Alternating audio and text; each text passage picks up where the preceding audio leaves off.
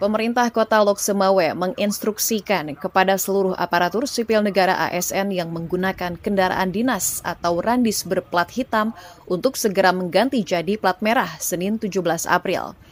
Instruksi tersebut juga menekankan pada ASN agar randis hanya digunakan untuk kepentingan dinas, bukan kegiatan pribadi terutama untuk mudik atau perayaan Lebaran Idul Fitri.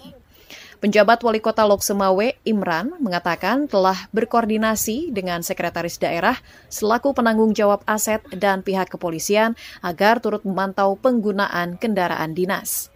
Pemkot Lok Sumawe juga memberi tenggat waktu kepada ASN terkait perintah ini.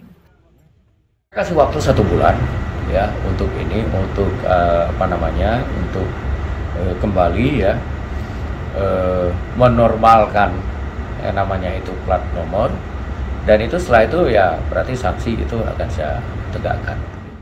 Pemkot Lok Sumawe akan menindak tegas ASN yang tidak patuh berupa penyitaan randis selama 1 bulan. Selama libur Lebaran terhitung 16 hingga 25 April 2023, Pemkot Lok Sumawe hanya kendaraan dinas untuk pelayanan publik seperti ambulan dan mobil pemadam kebakaran untuk beroperasi. Dari Kota Lok Sumawe, Provinsi Aceh, Trifani, Kantor Berita Antara mewartakan.